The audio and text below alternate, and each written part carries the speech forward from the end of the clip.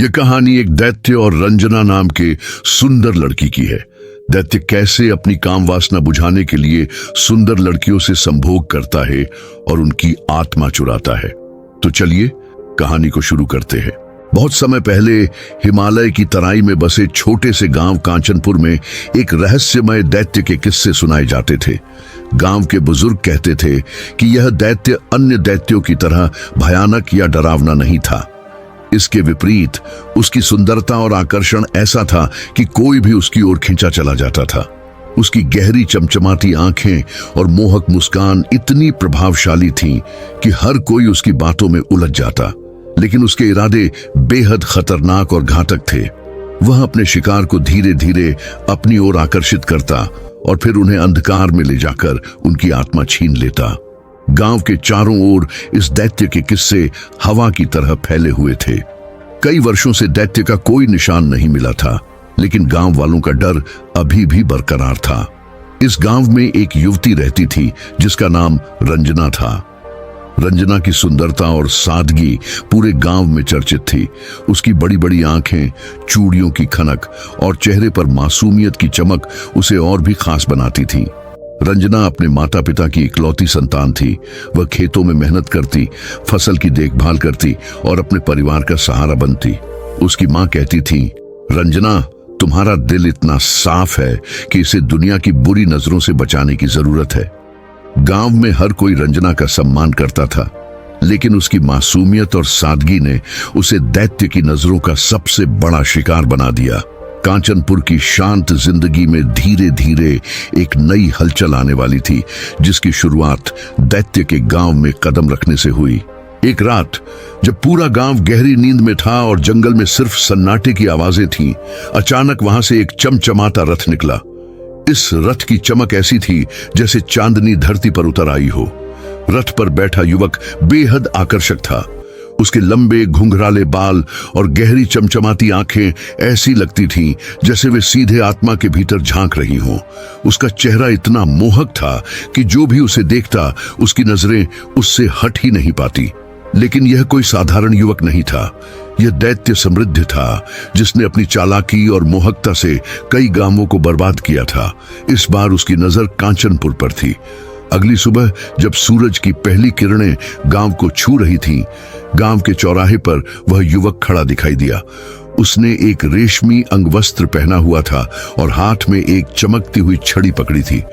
उसकी मुस्कान इतनी गर्मजोशी भरी थी कि उसे देखकर हर कोई उसकी ओर खिंचा चला आया। गांव वालों ने उसे घेर लिया और वह अपने मधुर स्वर में बोला, मैं दूर देश का व्यापारी हूं।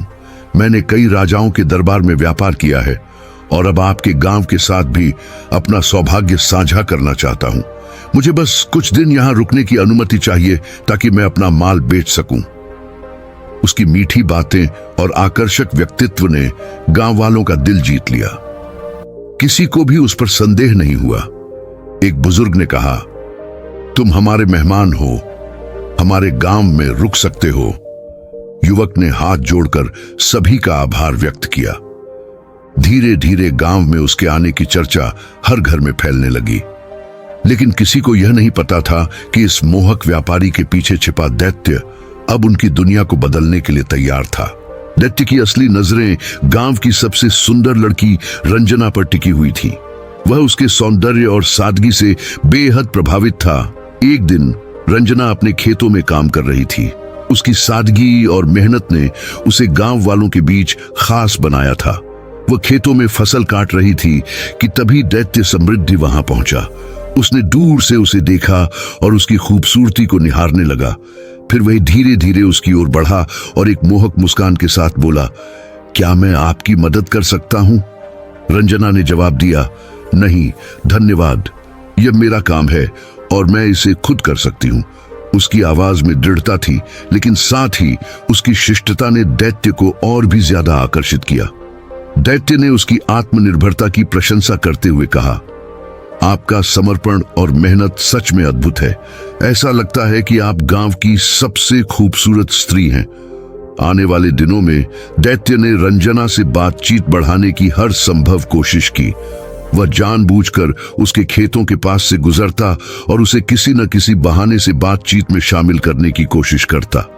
कभी वह गांव की फसल के बारे में पूछता तो कभी बारिश और मौसम पर बात छेड़ता।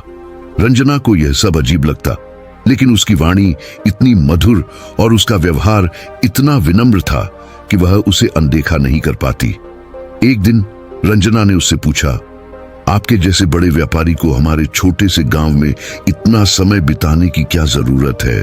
आपके पास तो बहुत बड़ी दुनिया होगी, फिर यहां क्यों ठहरे हैं? दैत्य ने उसकी आंखों में देखते हुए कहा, कभी कभी बड़ी दुनिया की दौड़ में इंसान सच्चे सुख को खो देता है।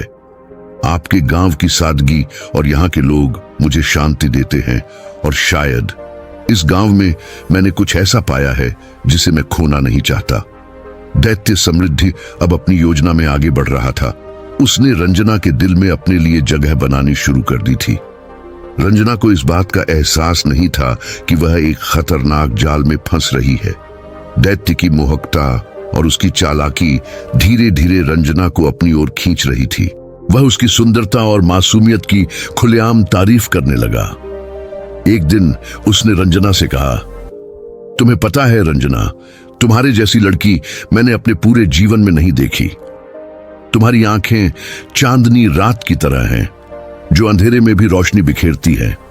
तुम्हारी मुस्कान किसी फूल की महक जैसी है जो मन को सुकून देती है।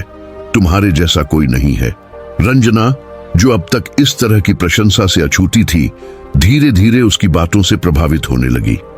उसकी सादगी और गांव के जीवन ने उसे कभी यह एहसास नहीं होने दिया था कि उसकी सुंदरता और व्यक्तित्व को इस तरह सराहा जा सकता है। रंजना का दिल अब उसकी तरफ झुकने लगा था। वह अक्सर सोचती, क्या यह सच में मेरी तारीफ कर रहा है या यह सब महज एक दिखावा है? लेकिन दैत्य की हरकतें इतनी शालीन और आकर्षक थीं कि वह उसकी बातों को झूठ मानने की हिम्मत नहीं कर पाती। इस बीच गांव में यह बात फैलने लगी कि दैत्य समृद्धि रंजना में खास दिलचस्पी ले रहा है। गांव वाले इसे साधारण बात मानकर छोड़ देते, लेकिन रंजना की दादी, जो गांव की सबसे बुजुर्ग और अनुभवी महिला थी, इस पूरे घटनाक्रम को लेकर सतर्क हो गईं। उन्होंने अपने जीवन के अनुभवों और गहरे अंतर्ज्ञान से यह महसूस किया कि यह युवक वैसा नहीं है जैसा दिखता है। दादी ने गहरी सांस लेते हुए कहा, बेटी, जो चमकदार दिखता है वह हमेशा सोना नहीं होता। मैंने अपनी जिंदगी में ऐसे कई लोगों को देखा है जो मीठी बातों और अच्छे व्यवहार से दूसरों को फंसाते हैं। मुझे उसके इरादे नेक नहीं लगते। रंजना दादी की बातों से उलझन में पड़ गई। वह अपने मन में दैत्य की तारीफों और दादी की चेतावनियों के बीच फंसी हुई थी। एक ओर वह दैत्य के शब्दों में सच्चाई खोजने की कोशिश कर रही थी, तो दूसरी ओर दादी की बातों को भी नजरअंदाज नहीं कर पा रही थी। दूसरी ओर दैत्य यह समझ चुका था कि दादी उसकी राह में सबसे बड़ी बाधा है। उसने मन ही मन ठान लिया कि अगर उसकी चाल को कामयाब बनाना है तो सबसे पहले दादी को हटाना होगा। दैत्य की चाल गहरी होती जा रही थी और रंजना का मन उसके मोहपाश में फंसता जा रहा था। लेकिन दादी ने हार मानने की बजाय अपनी पोती को बचाने की ठानी। वह जानती थी कि असली खतरा अब बेहद करीब आ चुका है और इसे टालने के लिए उन्हें कुछ ठोस कदम उठाने होंगे। उसने रंजना को अपने जाल में फंसाने के लिए अंतिम चाल चलने का फैसला किया। एक दिन जब सूरज ढल रहा था और गांव के लोग अपने अपने घरों में लौट रहे थे, दैत्य रंजना के खेतों में पहुंचा। रंजना अपने काम में व्यस्त थी, लेकिन दैत्य की आवाज सुनकर उसने सिर उठाया। दैत्य ने बड़े ही आत्मीय और नर्म स्वर में कहा, रंजना, मैं तुमसे कुछ कहना चाहता हूं। यह बात मेरे दिल में कई दिनों से है, लेकिन मैं इसे कहने की हिम्मत नहीं जुटा पा रहा था। रंजना ने उसे आश्चर्य से देखा। उसकी आंखों में सवाल थे, लेकिन वह चुप रही। दैत्य ने एक गहरी सांस ली और कहा, रंजना, मैं तुमसे शादी करना चाहता हूं। मैं तुम्हें इस गांव से दूर ले जाऊंगा, जहां हम दोनों एक स्वर्ग जैसे महल में रहेंगे। तुम्हें किसी चीज की कमी नहीं होगी। मैं तुम्हें वह सारी खुशियां दूंगा जो तुमने कभी सपने में भी नहीं सोची होंगी। रंजना को विश्वास नहीं हो रहा था कि कोई इतना आकर्षक और धनी व्यक्ति उससे विवाह का प्रस्ताव कर सकता है। उसके मन में उत्सुकता और लालसा जाग उठी।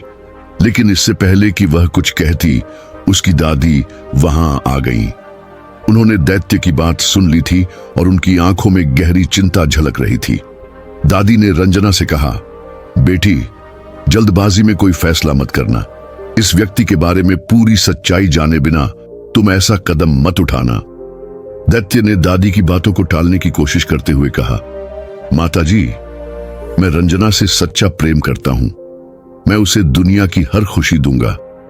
आप मुझ पर विश्वास कीजिए। लेकिन दादी ने उसे एक कठोर नजर से देखा और कहा, प्रेम में सच्चाई हो तो किसी को प्रभावित करने के लिए इतनी बातें नहीं करनी पड़ती।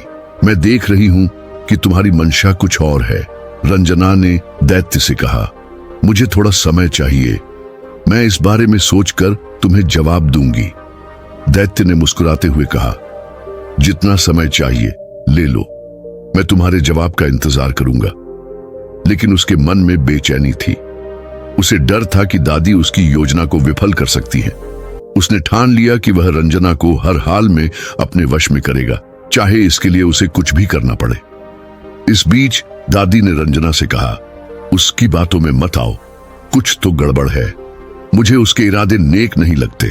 उस रात जब गांव सन्नाटे में डूबा हुआ था, रंजना की दादी ने उसे अपने पास बुलाया। दादी ने पुराने संदूक से एक जर्जर पांडुलिपि निकाली जो समय के साथ पीली पड़ चुकी थी।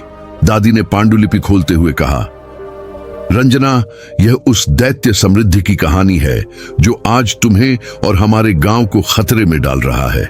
लेकिन वह हमेशा ऐसा नहीं था। वह एक शक्तिशाली और सुंदर राजकुमार था, लेकिन उसकी कमजोरियां उसे विनाश की ओर ले गईं। समृद्धि अपने जीवन में हर चीज प्राप्त कर चुका था, धन, साम्राज्य और शक्ति, लेकिन उसका मन हमेशा असंतुष्ट रहता था। वह सुंदरता का पुजारी था और उसने जीवन का उद्देश्य केवल सुंदर स्त्रियों को पाने और उनसे संभोग करने में देखा। उसकी यह कामना धीरे धीरे एक लालसा बन गई और वह संसार की सबसे सुंदर स्त्रियों को प्राप्त करने की ठान चुका था। अपनी अतृप्त इच्छाओं को पूरा करने के लिए समृद्धि ने काले जादू की ओर रुख किया। उसने अपनी आत्मा को एक राक्षसनी को समर्पित कर दिया जो उसे अनगिनत सौंदर्य और आकर्षण का वरदान देती है, जिससे वह हर सुंदर स्त्री को अपने ओर खींचता और अपनी इच्छाओं का शिकार बनाता और उसकी शरीर से आत्मा छीन लेता। समृद्धि इन आत्माओं को अपनी शक्ति बढ़ाने के लिए कैद कर लेता। हर आत्मा जिसे वह चुराता उसकी अमरता और शक्ति को बढ़ाती है, लेकिन इस प्रक्रिया में वह अपनी मानवता को खोता गया। वह अब केवल एक दैत्य है जो सुंदरता के पीछे भागता है और स्त्रियों की आत्मा चुराता है। रंजना ने डरते हुए पूछा, लेकिन वह मुझे क्यों चाहता है? दादी ने कहा, तुम्हारी आत्मा अनमोल है। तुम में एक ऐसी ताकत है जो उसे सबसे शक्तिशाली दैत्य बना सकती है। वह जानता है कि तुम्हारी आत्मा को कैद करके वह अमरता के चरम पर पहुंच जाएगा। यही कारण है कि वह तुम्हें पाने के लिए कुछ भी करेगा। दादी ने पांडुलिपि का वह हिस्सा खोला जिसमें लिखा था कि दैत्य को कैसे हराया जा सकता है। उन्होंने पढ़ा, समृद्धि को केवल एक विशेष शस्त्र से हराया जा सकता है जिसे त्याग का शस्त्र कहा जाता है। यह शस्त्र मेरे पास है। मुझे पता था कि यह दिन आने वाला है, इसलिए मैंने उसे संभाल कर रखा था। तुम इसे अपने पास रखो। जैसे ही तुम उसके पास जाओगी, उसी समय उसके शरीर पर यह शस्त्र घुसा देना, जिससे उसकी मौत हो जाएगी। जैसे ही दादी यह सब बता रही थी, समृद्धि प्रकट हुआ। उसकी उपस्थिति से कमरा ठंडा और भयावह हो गया। उसकी आंखों में एक अजीब चमक थी और उसने हंसते हुए कहा, तुमने मेरी सच्चाई जान ली, लेकिन अब यह तुम्हारे किसी काम की नहीं। रंजना मेरी है और मैं उसे अपने साथ ले जाऊंगा। समृद्धि ने अपनी शक्तियों का उपयोग करते हुए रंजना को बांध लिया। दादी ने मंत्रों का जाप करना शुरू किया, लेकिन समृद्धि ने हंसते हुए कहा, तुम्हारे मंत्र मेरे ऊपर असर नहीं करेंगे। मैं अजेय हूं। समृद्धि रंजना को लेकर अपने किले में पहुंचा। वहां उसने उसे उन पत्थर की मूर्तियों के बीच रखा जो उसकी क्रूरता की गवाह थी। हर मूर्ति का चेहरा भय और दर्द से भरा हुआ था। रंजना ने समृद्धि से कहा, तुम्हें यह सब क्यों चाहिए? क्या तुम्हें कभी संतोष नहीं होता? समृद्धि ने ठंडे स्वर में जवाब दिया, संतोष, वह शब्द मेरी दुनिया में नहीं है। मैं वह सब चाहता हूं जो मुझे और शक्तिशाली बनाए। तुम मेरी अंतिम और सबसे अनमोल विजय हो। गहरे जंगल के बीच स्थित अंधेरे किले में रंजना का दिल तेजी से धड़क रहा था। चारों ओर सिर्फ भय और अजीब सी खामोशी थी। यह जगह दैत्य समृद्धि की ताकतों का केंद्र थी, जहां उसने न जाने कितनी युवतियों की आत्माओं को कैद कर रखा था। यहाँ की हर दीवार, हर पत्थर उसकी क्रूरता की कहानी सुना रहा था। रंजना की आंखों में डर था, लेकिन उसके भीतर साहस की लौ जल रही थी। दैत्य समृद्धि ने अपनी जीत की खुशी में गर्व से कहा, अब तुम मेरी हो। मैं तुम्हें अपनी रानी बनाकर यहां रखूंगा। इस किले में तुम्हारे सिवा किसी का अस्तित्व नहीं होगा।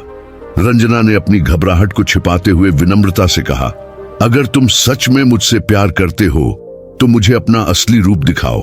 मैं देखना चाहती हूं कि मेरे प्रेमी का असली चेहरा क्या है। समृद्धि उसकी मासूमियत से धोखा खा गया। उसने अपने आकर्षक मानव रूप को छोड़कर अपना वास्तविक रूप दिखाया। उसका विशाल भयानक शरीर काले धुएं से ढका था। उसकी आंखें जलते अंगारों की तरह चमक रही थीं और उसके बड़े बड़े नुकीले दांत किसी भी इंसान के दिल में डर भर सकते थे। उसकी हंसी की गूंज किले के हर कोने में फैल गई। रंजना ने अपनी डरावनी सिहरन को दबाकर उसकी प्रशंसा करते हुए कहा, तुम सचमुच बहुत शक्तिशाली और भव्य हो। तुम्हारे जैसा रूप मैंने कभी नहीं देखा। दैत्य उसकी बातों से और अधिक खुश हो गया। उसने कहा, तुम्हारी आत्मा मेरी सबसे बड़ी विजय होगी। मैं अमृता के शिखर पर पहुंच जाऊंगा। रंजना को याद आया, दादी ने उसे एक चाकू दिया था जो त्याग का चाकू कहलाता था। यह चाकू दैत्य के शाश्वत जीवन को खत्म कर सकता था, लेकिन इसका उपयोग तभी हो सकता था जब इसे सच्चे साहस और बलिदान के साथ चलाया जाए। रंजना ने दैत्य से कहा, अगर तुम मुझे अपनी रानी बनाना चाहते हो तो मुझे इस किले के हर हिस्से को देखने की इजाजत दो। मैं तुम्हारे संसार को समझना चाहती हूं। दैत्य ने उसकी बात मान ली और उसे किले के हर कोने में घुमाया। रंजना ने उन मूर्तियों को देखा जो कभी जीवित युवतियां थीं। हर मूर्ति का चेहरा दर्द और पीड़ा से भरा हुआ था। उसने अपने भीतर एक दृढ़ निश्चय किया कि वह इन आत्माओं को आजाद कराएगी। जैसे ही दैत्य अपने सिंहासन पर बैठा, रंजना ने अपनी चालाकी से उसे व्यस्त कर दिया। उसने उसे अपनी शक्ति के बारे में बताने के लिए उकसाया। दैत्य ने गर्व से कहा, यह किला और मेरी अमृता इन आत्माओं से बनी है। जब तक ये आत्माएं मेरी कैद में हैं, मुझे कोई हरा नहीं सकता। इसी बीच रंजना ने अपने कपड़ों में छिपे चाकू को बाहर निकाला। उसने बिना समय गंवाए दैत्य की सीने में जोर से वार किया। चाकू उसकी काली खाल के भीतर धंस गया। दैत्य की चीखों से किला गूंज उठा। तुमने मेरी शक्ति को चुनौती दी, लेकिन मेरी आत्मा अब भी अमर है, दैत्य गरजते हुए बोला। उसका शरीर मिट्टी में बदलने लगा और उसकी शक्ति क्षीण होने लगी। जैसे ही दैत्य समृद्धि का अंत हुआ, किले की दीवारें कांपने लगीं। उन सभी मूर्तियों में कैद आत्माएं अब मुक्त होने लगीं। उनके चेहरे से दर्द और भय गायब हो गया। उन्होंने रंजना की ओर देखा और कहा, तुमने हमें हमारी कैद से आजाद किया। तुम्हारा साहस हमारी मुक्ति का कारण बना। किला धीरे धीरे ढहने लगा। रंजना ने तेजी से बाहर की ओर दौड़ लगाई। जैसे ही वह बाहर निकली, किला पूरी तरह से मलबे में बदल गया। जंगल में एक अद्भुत शांति छा गई। रंजना की दादी और गांव वाले किले के बाहर उसका इंतजार कर रहे थे। उन्होंने उसे गले लगाते हुए कहा, तुमने जो किया वह असंभव लगने वाला काम था। तुम्हारे साहस ने न केवल तुम्हें बचाया, बल्कि उन सभी मासूम आत्माओं को भी मुक्त किया जो वर्षों से पीड़ा में थी। गांव वालों ने उस जगह को मुक्ति वन का नाम दिया और वहां एक पवित्र स्थान का निर्माण किया। रंजना की कहानी पूरे क्षेत्र में प्रसिद्ध हो गई। वह सभी के लिए प्रेरणा बन गई कि कठिन समय में भी धैर्य, साहस और बुद्धिमानी से काम लेने से असंभव को संभव बनाया जा सकता है।